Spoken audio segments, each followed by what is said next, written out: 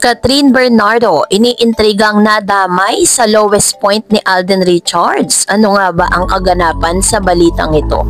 But before that, if you haven't subscribed yet to my YouTube channel, please don't forget to like, share, and subscribe at i-hit mo na rin ang notification bell for more showbiz updates. Bago tayo first magpatuloy sa ating updates for today's video, of course, nais kong pasalamatan kayo for always watching and trusting this channel. Thank you so much sa inyong palagiang panonood at palagi ang pagsubaybay sa mga updates po natin.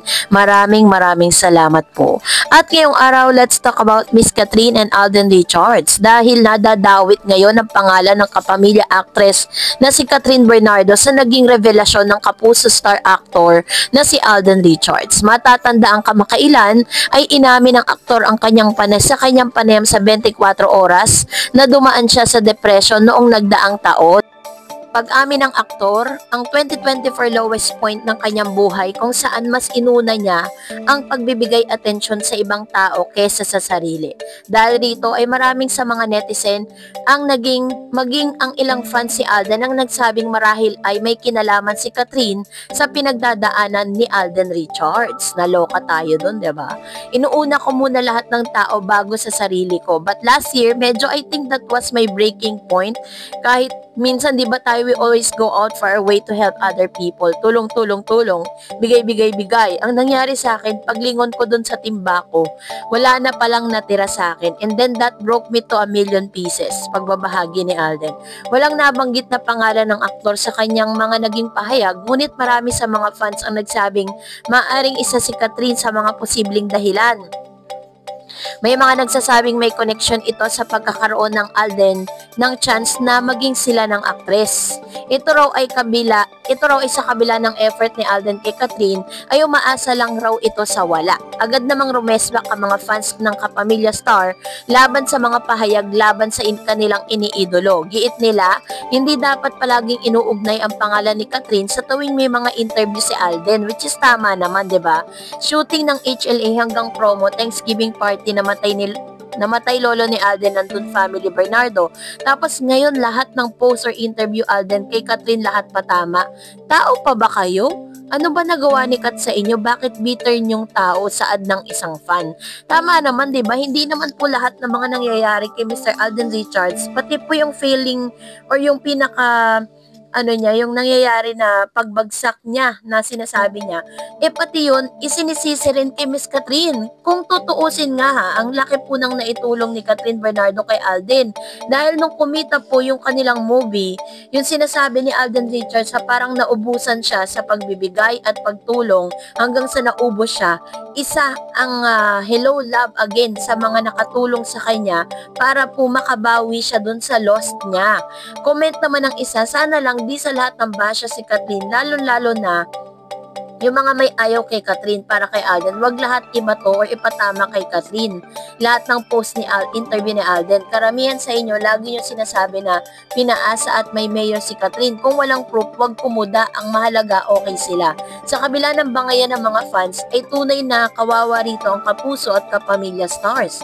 Parehas na may pinagdadaanan ng dalawa last year, na parehas inamin ni na Catherine at Alden at hindi nakakatulong ang bangayan ng fans sa dalawa. So, yun po yung ilan sa mga updates no patungkol dito, kasi parang ang pangit lang na lahat na lang na nangyayari kay Alden Richards ay sinisisi kay Catherine Bernardo na walang kamalay-malay. Well, in fact, hindi naman talaga pinaasa ni Catherine si Alden. Ang talagang umasa ay yung mga fans, 'di ba?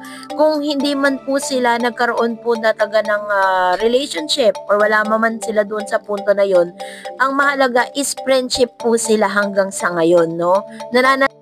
Yung kanilang pagkakaibigan is very intact. Ito po ay isa sa malaking ebidensya na talagang hindi po nasira ang kanilang relasyon. So, wag po tayo masyadong maging nega sa mga nangyayari ngayon sa Kat din. Kasi still, nandun pa rin po yung friendship, nananatili po yun, hindi po nawawala. Kaya kung may mga nagtatanong sa inyo kung may Kat din pa ba, meron pa po. No, hindi po sila nawawala, nandyan pa rin po sila. Kaya naman supportahan na lang natin sila imbis na i-bash natin sila. So dahil dyan, mag-react tayo sa mga komento ninyo. Unahin natin si Flowerson. Hindi yan totoo na may secret marriage ang nangyari sa Kat din.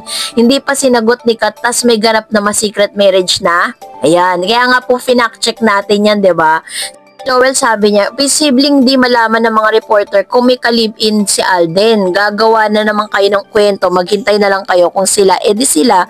Kung hindi naman okay lang, di naman natin alam kung anong nasa isip nila. Yung iba nga, dyan masyadong sweet na uuwi sa hiwalayan. Baka naman naiinggit lang or nag-iingat lang yung dalawa. Ayan. So ito naman yung kanyang komento patungkol dito. Totoo yan, imposibleng hindi po malalaman ng mga showbiz insiders yan kung may ganyang ganap. Kaya nga po talagang finak-check natin sa inyo para po at least meron po kayong idea. Sabi ni Miss Raquel Versosa, tapos na ang depression ni Alden at dati pa yan.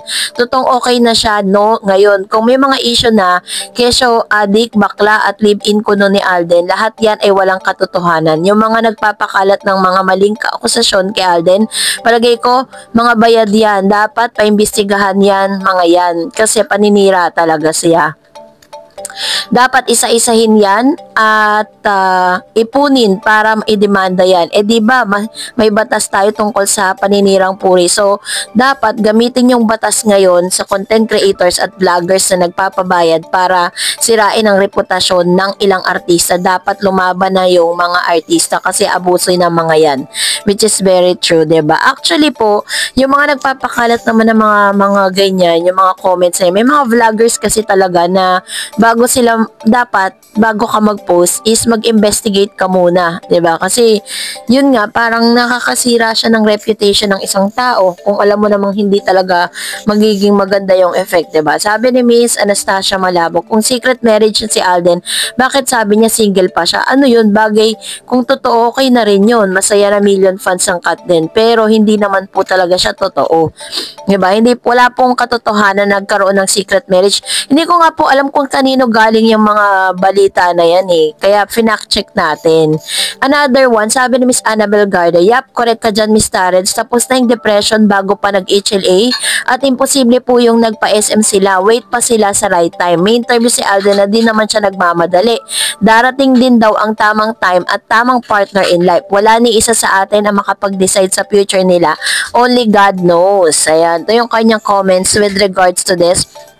Which is, yun po yung timeline kasi, ayun nga, katulad ng sinasabi ko ngayon, parang lahat na lang nang nangyayari sa kanila is puro si Miss Catherine ang tinuturong dahilan. Sabi ni Miss Wilma, kung maniniwala tayo sa mga fake news, walang mayayari. Basta ako naniniwala sa salita ni Alden na what you see is what you get. Kaya ako content forever lang. Wala nang iba. Tiwala lang. Ayan. So, salamat po Ma'am si Wilma Lagasca sa inyong hindi matitinag no, na paniniwala. Sabi ni Miss Renato Sayan, I think first quarter ng year 2024 to nangyari kay Alden after ng movie with Miss Julia Montes.